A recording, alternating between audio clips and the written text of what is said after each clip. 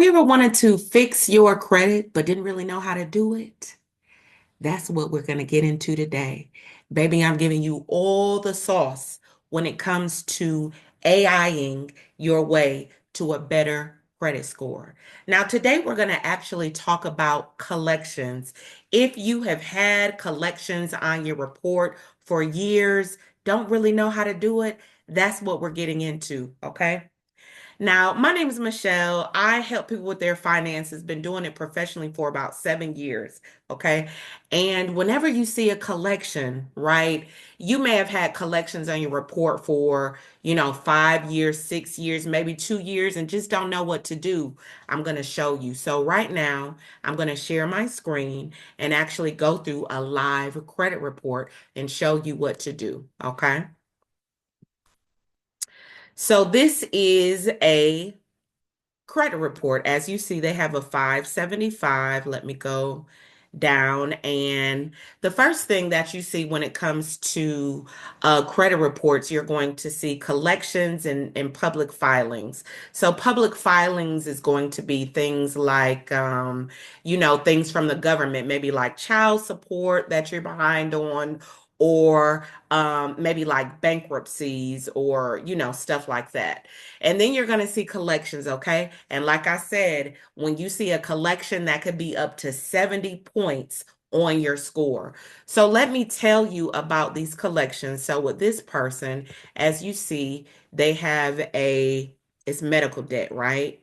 Medical debt, they sold this medical company or whatever sold the debt to professional collections. Let's just say that's professional collections, okay? HI Property sold the debt to HW Warfield, H Warfield, okay? So that's how that happens. But let's say, besides the medical debt, right? Let's do Capital One. Capital One. Capital One sold this debt to Portfolio. So let's get on here and say, what if the client was like, you know what, Michelle? I don't remember. This was in 24. I don't know. I don't remember anything from Capital One. I don't know, anything about that count. So I say, well, did you ever do something with Capital One? I don't remember, right? So all you do is go to ChatGPT, right? And you say, help me write a letter. And the first thing that you're going to do, so let me say this, when it comes to collections, there are two good options, okay? Number one, you can do a pay for delete. A pay for delete is just basically saying, I'm not saying I'm responsible for this account. I'm not saying this is even my account. But what I am saying is, I pulled my credit. This was on my credit and I will pay you to delete it. Now, the reason you're saying you will pay to delete, because let me show you real quick. If you just say, if you just pay it blindly without, doing a pay for delete, what will happen is you see this remark right here, it will say account settled or possibly account paid in full. But to optimize your account fully, right? You want it deleted because it's still there if it's not deleted, right? So that's why you want to do a pay for delete, because they will clearly see that even though you paid it and even though you paid it in full, it's still on there and it's still affecting your credit. So you want it to be completely gone as if it never existed. That's number one. Now, if you say, like this customer, I don't know about Capital One.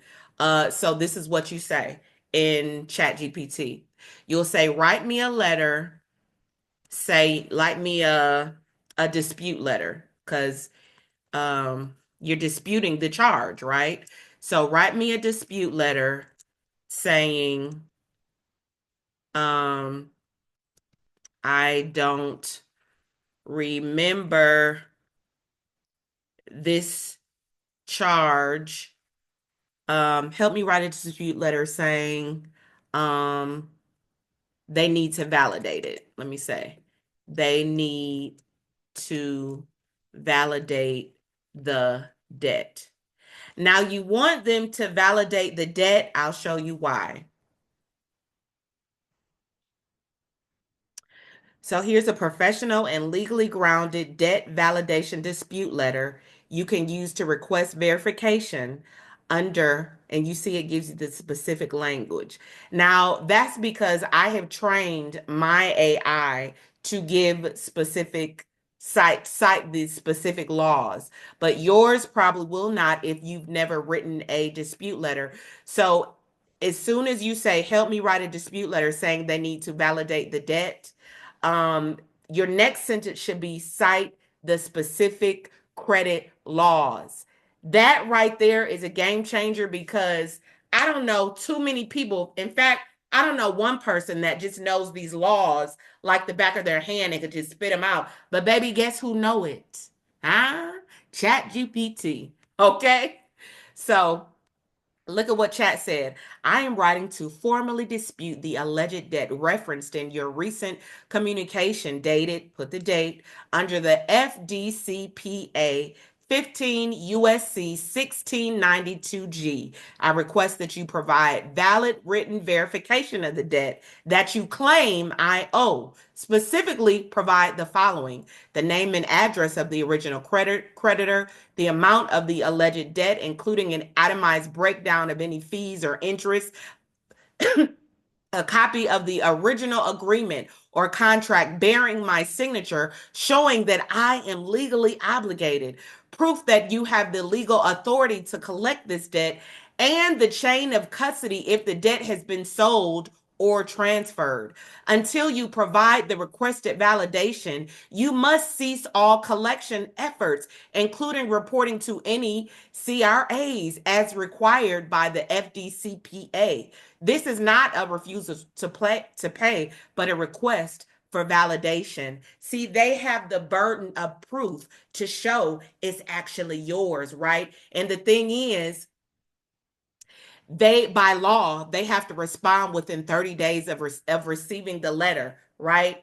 And then it says keep in mind that reporting invalidated debt to any credit bureau without proper verification may violate both federal and state laws. Thank you for your prompt attention to this matter. Okay, just send a letter. That's all you got to say. You ain't got to get no template. Baby, you write the letter or have ChatGPT script it out. Okay. So you just say, help me write a dispute letter saying they need to validate the debt. Okay. That's number one. Let's go back to the credit report. Okay. So let's say, for instance, with Credit One American Express, let's say she values American Express, right? Let's just say she wants to do a pay for delete, right? So let's say, sorry, let me get right here. Um, Let me get right here. Say, write me, this is just another letter, a pay for delete letter, right? Just write me a letter. Let me go back up. So write me a pay for delete letter. Let's see what it says. Okay.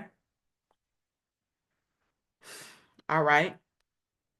I am writing regarding the account listed above, which appears on my credit report as a collection account. While I don't acknowledge legal responsibility for the debt, I am writing to resolve this matter under specific conditions.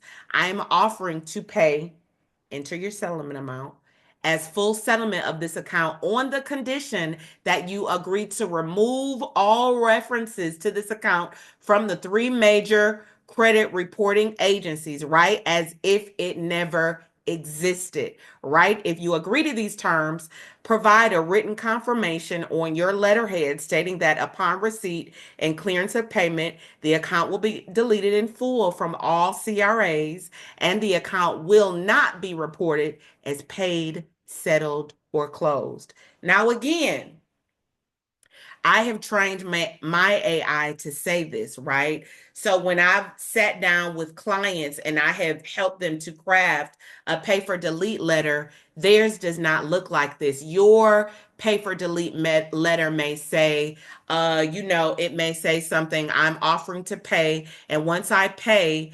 you say, paid in full or account settled. Again, that's not what we want, which is why I have trained my AI to do it as if it never existed.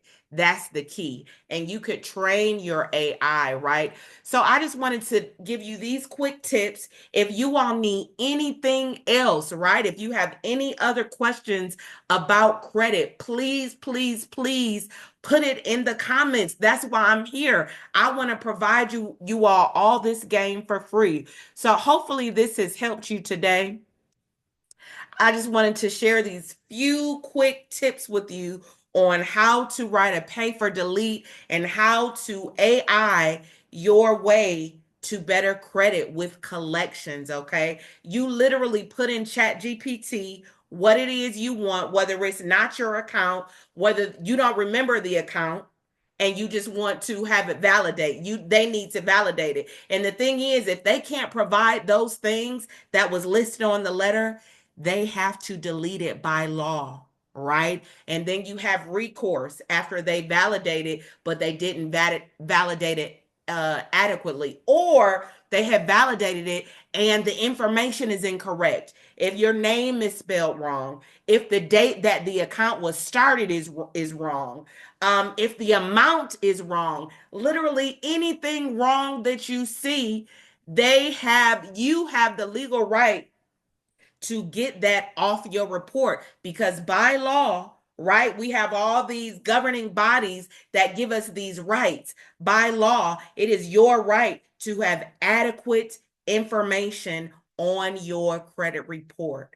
Okay. Again, if there's anything else that you need help with specifically on the credit report, put it in the comments and I promise you, I got you. All right. Till next time.